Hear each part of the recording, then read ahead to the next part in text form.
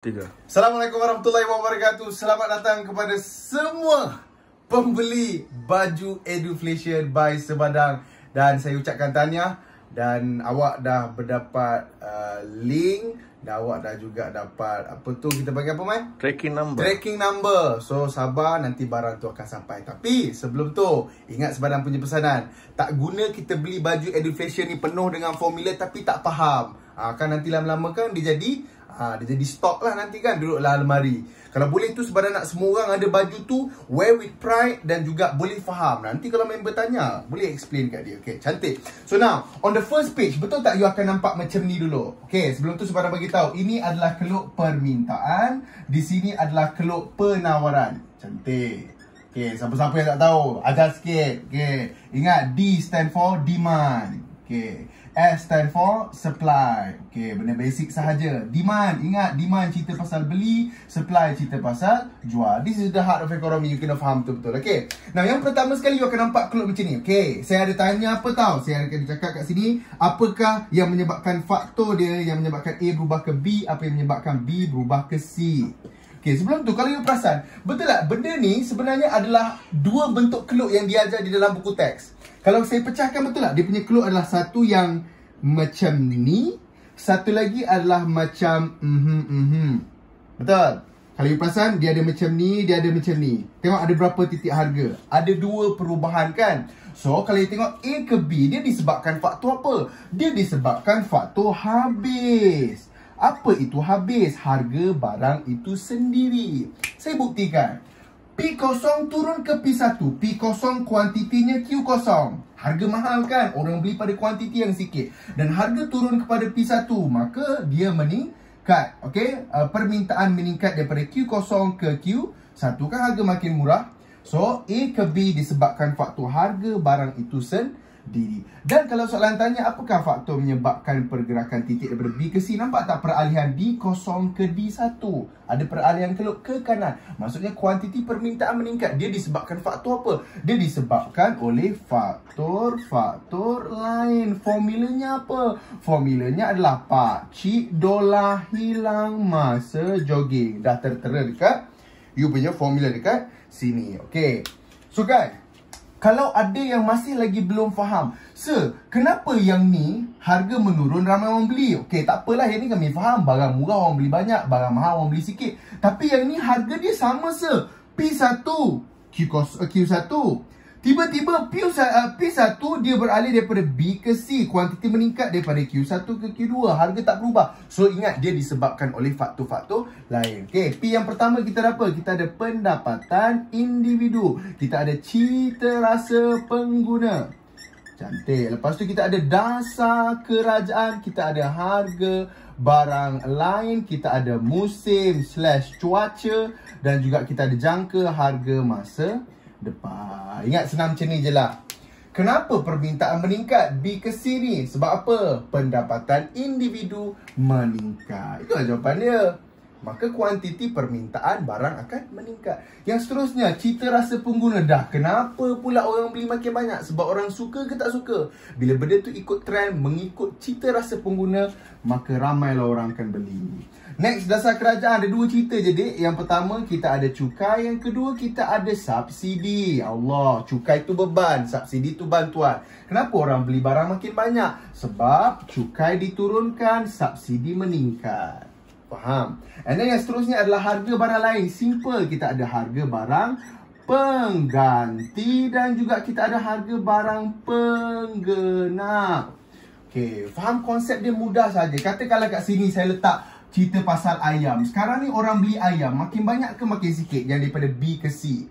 Orang beli makin banyak. Sebab apa? Sebab harga barang pengganti semakin apa? Semakin mahal. Orang beli ayam sebab ikan tengah mahal. Cantik. How about harga barang penggenap? Barang yang saling memerlukan. Kenapa ramai orang beli ayam? Maybe disebabkan harga barang lain yang saling melengkapi. Contohnya, kita orang Malaysia, kita makan ayam, kita tak makan macam tu. Kita makan sekali dengan nasi, betul? So, ayam dengan nasi adalah barang penggenap, saling melengkapi. Kenapa ramai orang beli ayam? Sebab harga barang penggenap sedang murah. Yang seterusnya kita ada musim dan juga cuaca. Kenapa ramai orang beli ayam? Maybe sebab musim apa? Musim perayaan. Tapi saya nak tegur sikit bahagian musim dan cuaca ni, You tak boleh main reka-reka jawapan tau. Make sure jawapannya tu relevant. Macam ayam musim perayaan. Kenapa ramai orang beli payung? Musim hujan. Kenapa ramai orang makan aiskrim? Sebab musim panas. Macam tu. Dan last sekali, jangkaan harga masa depan. Kita beli barang ni kadang-kadang kita tengok harga esok. Kenapa ramai orang beli ayam hari ni? So kita decide, kenapa ramai orang beli ayam hari ni? Sebab esok harga ayam naik. Jangka harga masa depan. So tips yang paling mudah untuk mahir benda ni. Ingat, betul tak? Ada kemungkinan juga. Sekarang ni yang B ke C ni betul tak dia macam ni? So inilah jawapan dia. Tapi kalau tiba-tiba soalan tu ubah jadi macam ni. Dia ubah macam mana tau? Dia beralih ke kiri. Adakah jawapannya still sama? Ya, sama, pakai faktor yang sama. Cuma diubahkan je lah cerita ni semua. Faham? Yeah. Kita vice versa. Jangan susahkan kita punya kehidupan lah. Cantik. So now, yang seterusnya kita pergi kepada keluk penawaran. Cerita yang sama. Jom sama-sama yang dekat rumah. Eduflation. Kita ada pergerakan daripada A ke B. Kita ada pergerakan daripada B ke C. Jawab bagi sebadang. A ke B ni betul tak dia dekat dalam satu line yang sama? Satu line dalam keluk penawaran ini daripada A ke B. Ini disebabkan faktor-faktor lain ke? Habis. Sama, dia disebabkan faktor habis harga barang itu sendiri. Kenapa sebadang? Sebab you kena ingat, ni cerita pasal jual. Apabila harga barang menurun, kita sebagai pengeluar ataupun peniaga, kita tak suka bila harga barang kita murah. So kita akan decide untuk jual pada kuantiti yang lebih rendah sebab harga dia turun. Ingat hukum penawaran. Hukum penawaran apa? Hukum penawaran adalah positif. Hukum permintaan adalah negatif. So, sama disebabkan harga barang itu sendiri. Tapi yang B ke C ni, perasan tak dia ada peralihan keluk daripada S0 ke S1? Boleh saya tahu tak? Pada harga yang sama, tapi dia bergerak B ke C. Saya nak tanya, dia disebabkan faktor habis atau disebabkan faktor-faktor lain? Dia disebabkan oleh faktor-faktor lain, iaitu formula dia adalah Tuan Haji Dolar janji cari husband mewah. Itu yang pertama, kita ada tingkat teknologi. Lepas tu kita ada harga barang lain. Kita ada dasar kerajaan. Kita ada jangkaan harga masa depan. Kita ada cuaca / musim. Kita ada harga harga faktor pengeluaran ataupun harga sumber ekonomi. Sama sahaja. Dan last sekali kita ada matlamat pengeluar. Now ingat, bila keluk beralih, dia bukan disebabkan harga. Sebab the price remains the same. So it must be about other factors, iaitu Tuan Haji Dolar janji cari husband mewah. Cantik. So jom kita tengok. Boleh saya tahu tak, keluk penawaran dia beralih ke kiri ke beralih ke kanan? Dia beralih ke kanan. Bermaksud apa? Orang jual makin banyak ke makin sikit? Banyak. Orang jual makin banyak. So nak mudahkan cerita kat sini, kita letaklah ayam. Ini cerita pasal orang beli ayam. Ini cerita pasal orang jual ayam. Kenapa orang jual ayam makin banyak sedangkan harganya sama? Maybe tingkat teknologi dia meningkat. Maksudnya berlaku teknologi investment dalam pengeluaran ayam. Kau kena ingat apa kena mengenai ayam dengan teknologi? Kena ingat nak biar ayam pun pakai teknologi. Dia ada breeding system. Kalau dia punya tingkat teknologi tu makin canggih, maka dia orang boleh keluarkan lagi banyak ayam.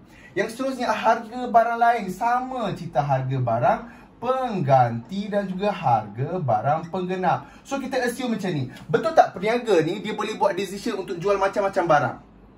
So kenapa dia decide untuk jual ayam makin banyak? Betul tak? Sebab harga barang pengganti dia sedang murah. Saya bagi satu contoh. You buka kedai, you ada jual ayam, you ada jual ikan. Harga ayam RM10, harga ikan RM5. You nak jual mana lagi banyak? Betul tak you akan jual ayam? Sebab harga ayam lebih tinggi. So kenapa you tak jual ikan? Sebab harga ikan tengah murah. Dan kenapa you nak jual ayam makin banyak? Sebab harga barang penggenap dia meningkat. Sebab kita sebagai peniaga ni, kita kalau boleh nak jual barang yang mahal tu, dan at the same time bila orang beli ayam yang tengah mahal tu, dia tahu dia kena beli ayam juga. So dia saling melengkapi kan? Yes. Yang seterusnya, dasar kerajaan. Simple. Cukai dan juga subsidi. Cerita yang sama. Cukai beban, subsidi bantuan. Kenapa ramai orang beli ayam? Kenapa ramai pengeluar jual ayam? Sebab beban cukai kepada mereka diturunkan dan kerajaan memberi subsidi. Next, jangkaan harga masa depan. Kenapa orang decide untuk jual ayam makin banyak?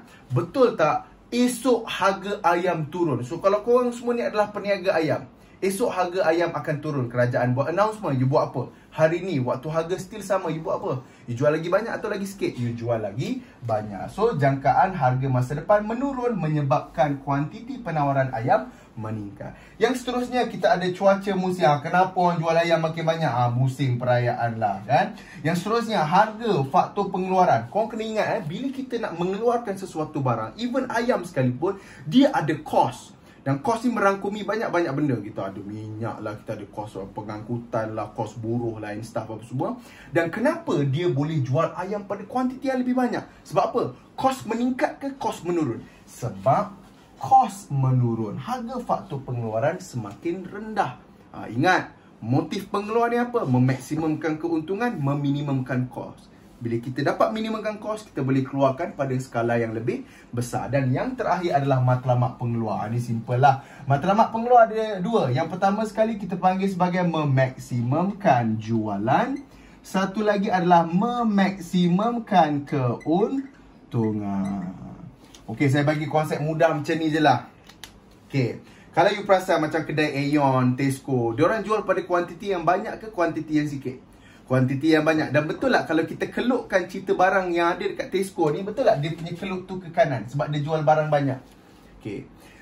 Dia punya kuantiti tu banyak sebab dia nak maksimumkan jualan. Sebab Tesco takkan untung kalau dia jual 1 unit barang sebulan. Dia kena jual banyak-banyak baru dia untung. Tapi kalau macam kedai Ferrari, iaitu dia ada motif memaksimumkan keuntungan. Cuba imagine jap, dalam kedai Ferrari, dia jual 1000 biji Ferrari ke dia jual 10 biji Ferrari? 10 biji. Maksudnya kalau 10 biji tu betul tak dia akan beralih ke kiri? So now saya tanya awak sekali lagi. Kedai ayam ini jual pada kuantiti yang banyak. Sebab apa? Dia nak memaksimumkan jualan atau memaksimumkan keuntungan? Memaksimumkan jualan. Sebenarnya punya tip simple lah. Kalau keluk tu beralih ke kanan, make sure you jawab memaksimumkan jualan. Kalau keluk tu beralih ke kiri, jawapannya mesti memaksimumkan keuntungan. Just simple like that. Cantik. Okay, kita sambung lagi.